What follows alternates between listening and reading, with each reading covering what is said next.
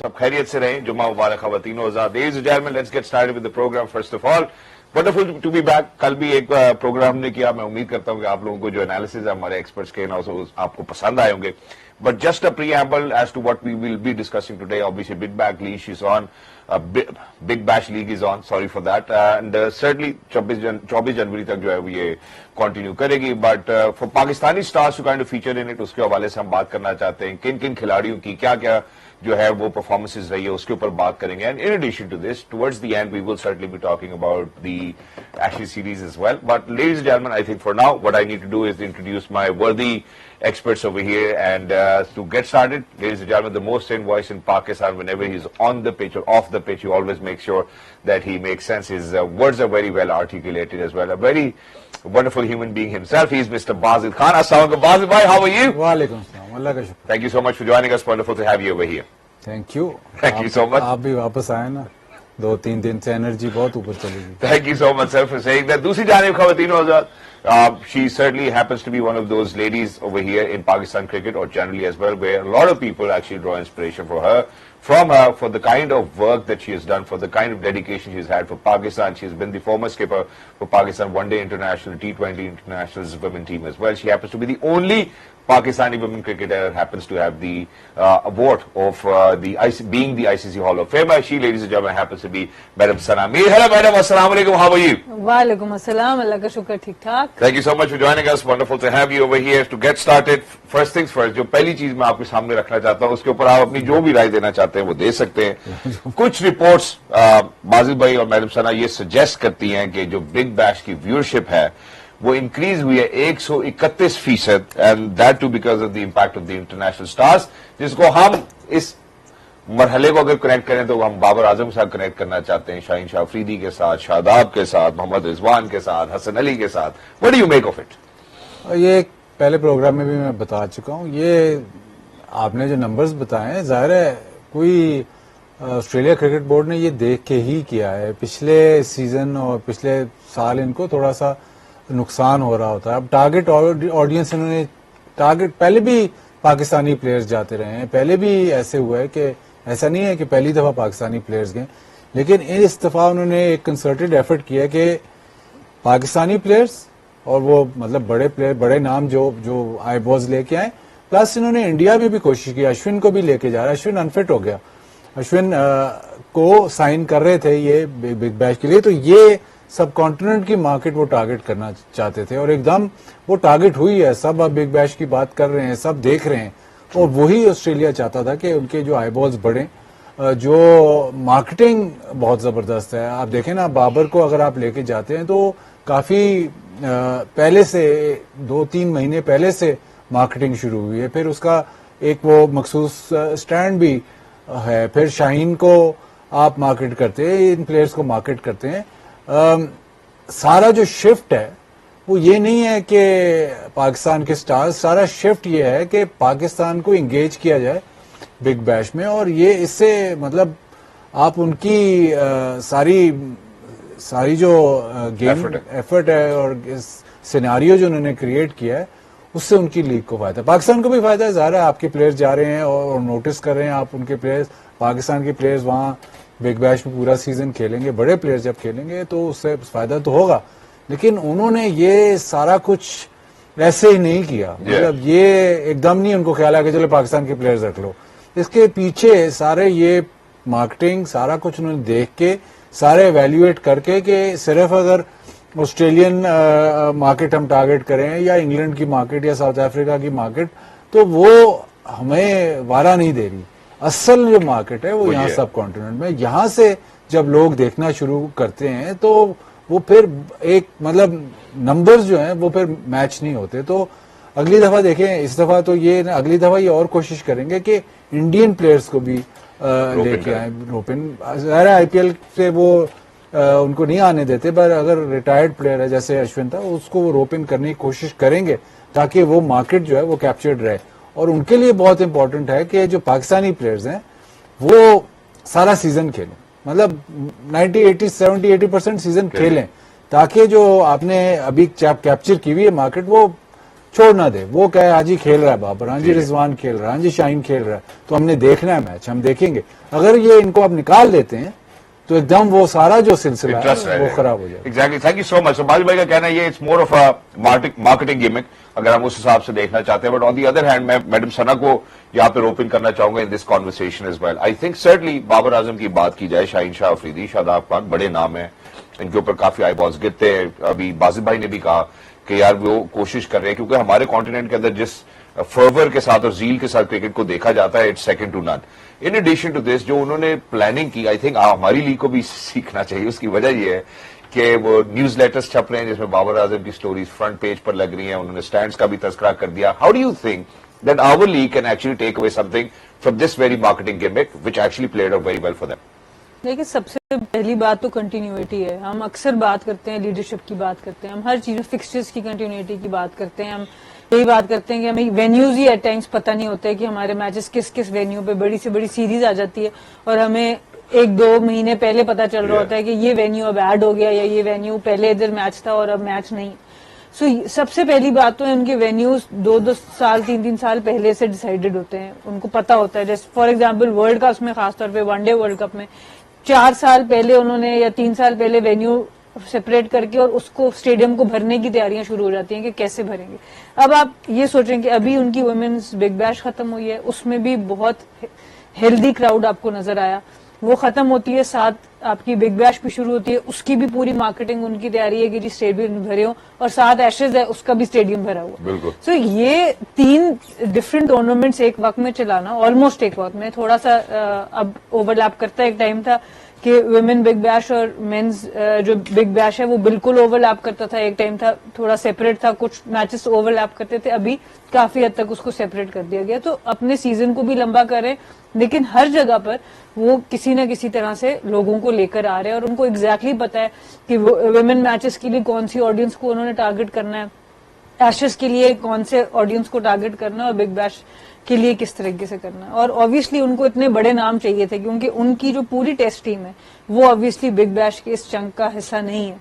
उसके बावजूद इतने नंबर्स को लेकर आने के लिए उनको आउट ऑफ द बॉक्स करना था। बाबर आजम उनको भी चाहिए थे और बाबर आजम को भी एक्सपोजर इस टाइम पर बहुत ज्यादा रिक्वायर्ड था। तो आई थिंक बहुत ही स्मार्टली ओवरऑल उनकी मार्केटिंग जो भी टीम है, और वो फिर ईयर्स ऑन ईयर्स काम करते हैं। और आपका जो सवाल है कि हम कैसे सीख सकते हैं, अगेन कंटिन्यूटी की बात है।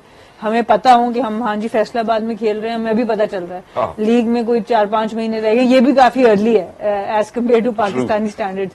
तो आई थिंक उसमें फिर हमें उस हिसाब से अपने आप को देखना पड़ेगा कि उस टाइम पे बाकी दुनिया में क्या हो रहा है, कौन से हम प्लेयर्स लेके आ रहे हैं। जो कि अनफॉर्चुनेटली ऐसी प्लानिंग हम शायद आज तक नहीं देख सके, जिसको हम कहते हैं ना कि जीरो एरर वाली प्लानिंग, वो अनफॉर्चुनेटली हम नहीं देखी। ये है कि एशेज में स्निको है और बिग बैश में अल्ट्रा है।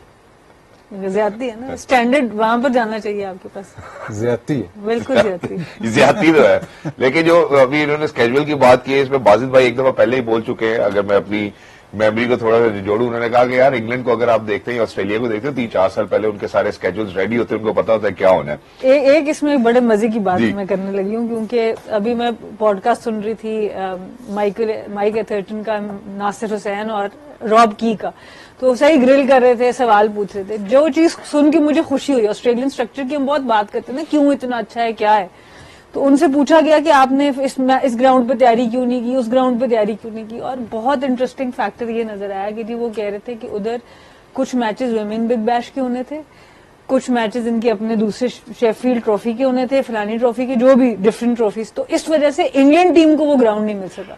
सो आप यहां से अंदाजा लगाएं कि उनकी वुमेन्स क्रिकेट की प्रायोरिटी उनके डोमेस्टिक मैच के लिए, डोमेस्टिक लीग के मैच के लिए, वो इंग्लैंड की मेंस टीम को मना कर सकते हैं कि जी हमारा ये मैच पहले से, आप इधर प्रैक्टिस नहीं कर सकते। Exactly. सो ये एक बहुत बड़ा मैसेज है जब हम ये समझते हैं कि हम हर वक्त वो ग्राउंड फ्री रख रहे होते हैं कि कोई बड़ा मैच आ गया तो उसके लिए अभी रिसेंटली हुआ है जब लेजेंड्स ओवर 40 का टूर्नामेंट कराची मूव हुआ है तो हमारी वुमेन्स क्रिकेट का कैंप फैसलाबाद मूव हो गया। सो मैं सिर्फ ओवरऑल एक बात बता रही हूँ कि जब आप प्रायोरिटाइज करते हैं और आप ये कह देते हैं कि नहीं जिस चीज हमने प्रायोरिटाइज कर दी अब बाकी नए आने वाले मैचेस को उस तरीके से उनको एडजस्ट करना पड़ेगा और फिर वहां पे कंटिन्यूटी जरूर लागू हो जाती है। इसी के साथ क्योंकि अब हम लीग्स की बात कर रहे हैं तो मैं जरा अपनी लीग के ऊपर भी थोड़ी सी बात कर लूं, फिर उसके बाद खिलाड़ियों की खेल की तरफ जरूर बढ़ते हैं।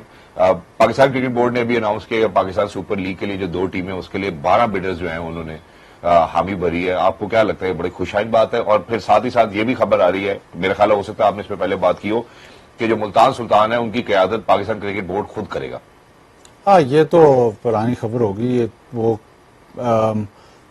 क्योंकि इतना कम टाइम है तो अभी वो शायद उसको दोबारा बेच नहीं सकते या दोबारा नए ओनर्स नहीं ला सकते, तो वो तो अगर 12 इन 2 टीम्स के लिए आ सकती है उसके लिए क्यों नहीं आ सकती? सवाल ये तो नई टीम है ना। हाँ जी, वो तो पुरानी टीम है, बिल्कुल। तो उसके लिए आप बिडिंग उसकी कैसे करोगे? इसमें तो ओनर आपको नया चाहिए। तो ये पहले भी हो चुका है एक दफा, जब मेरे ख्याल इनके ओनर्स पुराने जो शॉन थे, कौन से ओनर से, उसके बाद वो थे ओनर्स, उसके बाद एक थोड़ा सा गैप आया तो उसमें पीसीबी ने ही एक साल जो है वो मुल्तान सुल्तान्स चलाई थी। तो वो मतलब स्टॉप गैप सोल्यूशन है, वो 1 साल चला लेंगे। उसमें भी ऐसे कोई 2-4 जैसे कोच और इस तरह के वो अपॉइंटमेंट्स कर लेंगे, उसके बाद वो टीम बन जाएगी। फिर नेक्स्ट सीजन से वो फिर मतलब अगले सीजन वो ओनर्स तैयार करेंगे। अभी तो काफी इंटरेस्ट तो जरूर है, काफी सारे, मतलब आप पाकिस्तान से बाहर से बहुत सारे बिडर्स हैं। देखना है कि टीमें कौन सी होती हैं, फैसलाबाद होती है या गिलगित बल्तिस्तान होती है, कौन सी टीमें आती हैं। तो अभी भी मतलब क्लैरिटी अभी है नहीं स्केड्यूल के साथ स्केड्यूल। लेकिन जो जैसे सना ने ये बात की कि उन्होंने ग्राउंड्स नहीं दिए, देखिए उनके जो डोमेस्टिक सीजन होता है वो सारा कुछ साल पहले डिसाइडेड होता है या 2 साल पहले उन्होंने डिसाइड किया होता है, तो उसमें वो चेंज नहीं लेके आते। तो पाकिस्तान में भी आपका डोमेस्टिक जो होता है वो सीजन तो कभी डिसाइड ही नहीं, हमें नहीं पता कि अगले साल सीजन क्या होगा, मैं पता नहीं टीमें क्या होंगी, स्ट्रक्चर क्या होगा, ये नहीं पता होता। तो वो अपने सीजन को नहीं छेड़ते, उनको पता होता है कि यार ये टीमें आ रही हैं, लेकिन उनका साथ साइमल्टेनियसली सीजन चल रहा होता है। ये नहीं होता कि यार चलो अब यहाँ पे टेस्ट सीरीज हो रही है तो अगर डोमेस्टिक सीजन चल रहा है तो वो बंद कर दो। वो ऐसे नहीं होता कि डोमेस्टिक सीजन अगर इधर पिंडी में टेस्ट मैच और डोमेस्टिक सीजन के मैचेस भी पिंडी में है तो यार पिंडी से शिफ्ट कर दो, ऐसे नहीं होता। उन्होंने जहां पे डिसाइड किया हुआ है कि ये है इस दिन ये मैच है, ये टीम यहाँ की खेलेगी, वही होएगा। तो वो जो क्लैरिटी की बात है उसमें फिर इंपॉर्टेंस भी आ जाती है। जब आप क्लैरिटी एक दे देते हो कि नहीं यार ठीक है आपके मैचेस तब हैं और आपको पता है कि तब ही होंगे, तो मैं प्रिपेयर कर सकता हूँ सारा कुछ, उसके बाद उसमें चेंज नहीं होगा। ये नहीं होगा यार चलो नहीं इधर तो पता नहीं था, अब तो टीमें इंटरनेशनल टीम आ रही है तो आपके मैचेस ऑन होल्ड हैं, ऐसे नहीं होगा। तो एक तो आप इंपॉर्टेंस देते हो, आप अपनी डोमेस्टिक क्रिकेट को इंपॉर्टेंस देते हो। ये नहीं है कि जी ये तो यार इसकी खैर है इसको हम चेंज कर देते हैं, वो ये नहीं करते। ठीक है। तो वो मैसेजिंग भी ये है कि ठीक है इंटरनेशनल क्रिकेट अपनी जगह, लेकिन हमारी डोमेस्टिक क्रिकेट भी उतनी ही इंपॉर्टेंट है, या हमारी वुमेन्स क्रिकेट भी उतनी ही इंपॉर्टेंट है। ये नहीं है कि जी एशेज उनके लिए बहुत बड़ा मतलब पिनिकल है उनके टेस्ट मैच क्रिकेट के लिए, तो उसकी अगर टीम आ रही है तो आपका शेड्यूल है वो नहीं चेंज होगा। तो इसी तरह अगर सीखने की बात तो यही है कि जब तक आप अपने डोमेस्टिक क्रिकेट या अपनी लोकल क्रिकेट को इंपॉर्टेंस नहीं दोगे, अगर आप कहोगे नहीं यार चलो जो भी हुआ इनको हम शिफ्ट करके उधर भेज देंगे या इनका टूर्नामेंट ऑन होल्ड कर देंगे, जब तक आप वो इंपॉर्टेंस, वो मैसेजिंग, वो इंपॉर्टेंस नहीं दोगे तब तक वो फ्लरिश नहीं कर सकते। आपकी बात बिल्कुल दुरुस्त है, लेकिन just to kind of wrap it up, और अगर आप डिसएग्री करें you can certainly pitch in, वो पाकिस्तान के लिए हमारे चैलेंजेस और हैं। हमारी कुछ डिप्लोमेटिक मूवमेंट्स हो जाती है, हमारे पास लोकेशंस कम है, हमें सिक्योरिटी के भी खदशात होते हैं। So we really need to make sure कि यार हम इस तरह की तैयारी करें, और अगर कभी किसी को या किसी वेन्यू को चेंज करना पड़ता है, मोस्ट ऑफ द टाइम हमें यही सुनने को मिलता है कि यार it is because of the fact कि यार जो लॉ एनफोर्समेंट एजेंसीज है ये प्रॉब्ली ठीक है। लेकिन आपने अभी तक तो मुझे तो नहीं शेड्यूल 1 साल पहले आया या कभी 6 महीने पहले भी आया, कभी हुआ है ऐसे? ये तो आप हाँ, तो दूसरा वेन्यूज आपको बढ़ाने पड़ेंगे, ये आपको समझ नहीं। और 12 इंटरनेशनल टीम्स होने वाली है। इंटरनेशनल क्रिकेट के लिए जो आपके इंटरनेशनल क्रिकेट है उसमें आपको वेन्यूज बढ़ाने पड़ेंगे। प्रॉब्लम ये है कि जो आपके जो पुराने जो ऑलरेडी एस्टैब्लिश वेन्यूज थे उन पे आप बिल्कुल नजर नहीं डाल रहे। फैसलाबाद पे मैं तो पिछले 8-10 साल से शोर कर रहा हूँ, आप जाके फैसलाबाद खुला है। अब मुल्तान में ये सिनारियो है कि मुल्तान में जब टेस्ट मैच होता है तो आपको पता है, सना तो खैर गाड़ी बहुत तेज चलाती है, तो ये तो होटल से तो 10 मिनट में पहुंच जाती है, लेकिन वो होटल से दूर है। ठीक है, जो स्टेडियम है होटल से दूर है, मुल्तान शहर से बाहर है। अब इसमें यह है कि जब वो टीमें ट्रैवल कर रही हैं तो बहुत ज्यादा सिक्योरिटी, क्योंकि वो लंबा रूट है, बहुत ज्यादा सिक्योरिटी है। उसके बाद आप जिसने मैच देखना है, चलो जो वेल ऑफ है या जो अमीर घराने से है वो तो मैच देख के आ सकता है, लेकिन जिसने नॉर्मल मैच देखना है उसको पूरे दिन का एफर्ट करना पड़ता है, क्योंकि वो शहर से बाहर है, वो ट्रैवल करेगा, वो जाएगा। अगर उसने 1 घंटा 2 घंटा देखना तो पॉसिबल नहीं है, क्योंकि फिर आपने वापस भी फिर रूट लगेगा तो बड़ा मसला है।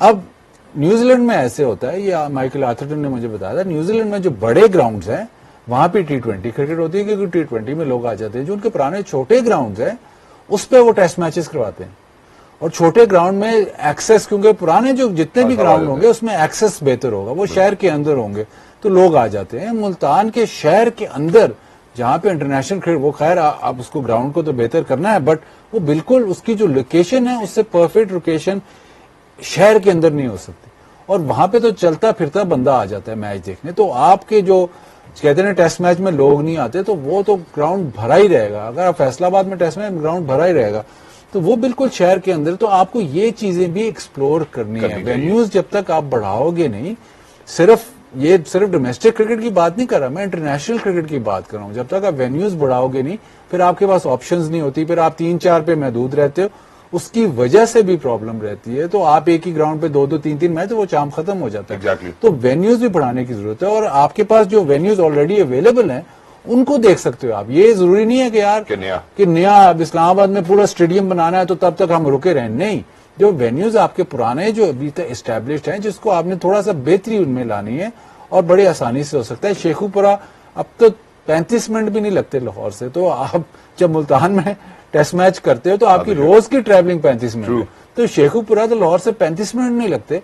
वहां पे आप आराम से वनडे मैच या T20 मैच आराम से करा सकते हो, लेकिन ग्राउंड अवेलेबल है, वो बना हुआ है सारा स्ट्रक्चर, उसको आपने बेहतर करना है, इसमें इन्वेस्टमेंट चाहिए। Exactly, and that will certainly require not quite a lot of hefty investment as well. मेरे ख्याल है थोड़े से ध्यान से काफी सारे और वेन्यूज अवेलेबल हो सकते हैं पाकिस्तान एज वेल, जहां हमने इन्होंने ऑब्वियसली इंटरनेशनल क्रिकेट के हवाले से बात की, सुपर लीग के हवाले से बात करें, उसके अंदर भी एक चैलेंज हमारे पास जरूर है होम ग्राउंड्स के हवाले से। अभी अगर हम 2 और टीम्स का एडिशन देखने के लिए जा रहे हैं तो क्या तैयारी करेगा पाकिस्तान क्रिकेट बोर्ड? खैर ये अभी सवालिया निशान ही रहता है।